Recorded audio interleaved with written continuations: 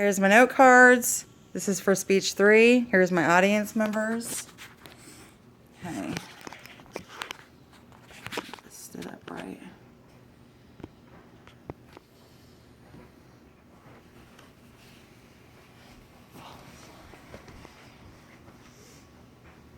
Okay. There are a lot of us out there that have the mind to start a garden. We look out our windows to our backyards and can often picture bright colors of green vegetation, ripe with fruits and vegetables. Unfortunately, we don't know where to start and we lose our motivation. It doesn't have to be so frustrating. First of all, you need to pick where you want to put your garden and prepare the soil before planting. For a beginner, you don't want to overdo it, so your space doesn't have to be very large. Walk around your yard when it is sunny and warm. Ask yourself if your garden will get enough light. Look for trees that might be blocking the sun in the area you want to plant, and make sure nothing will obstruct your garden. Picture in your mind what you might want to plant. What's going to be good to eat? What kind of food can you see yourself eating? It is also important to remember that you might want to share with your friends as well. I know a lot of people at my work love it when other people bring tomatoes and cucumbers. It's a really good way of giving. Research what is easy for you to grow. Grow what is easiest for you and what you like to eat. Some examples of foolproof vegetables are broccoli, carrots, cucumbers.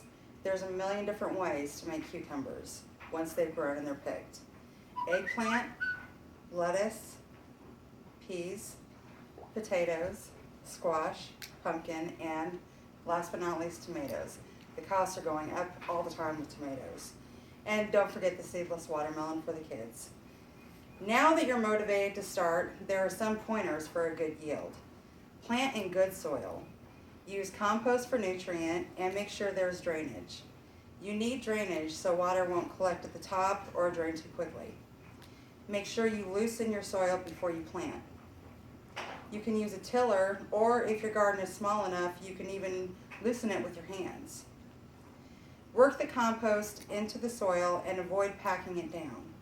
When finished, you can smooth it with a rake and water it thoroughly. Allow the bed to rest several days before you plant.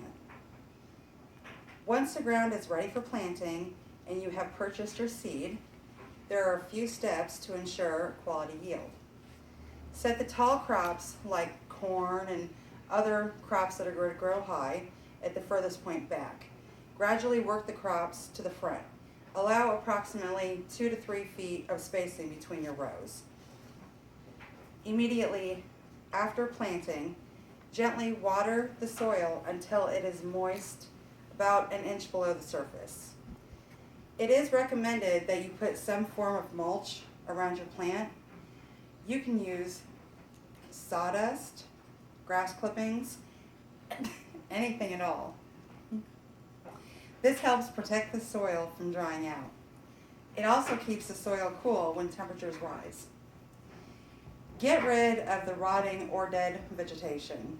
Any dying vegetable matter is an insect breeding ground. When veggies are ripe, they're ready to be picked. Be careful not to damage your vegetables.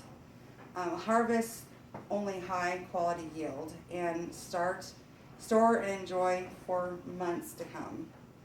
When we think of planting a vegetable garden, the very idea can be overwhelming.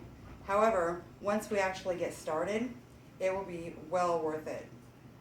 The rewards of having high quality yield produced at a fraction of store cost is only one incentive. Most of all, when gardening with family, the quality time you get to spend with loved ones will never leave them saying the words, "I'm bored." So let's all get out there and start planting. Thank you. Ruby, applause.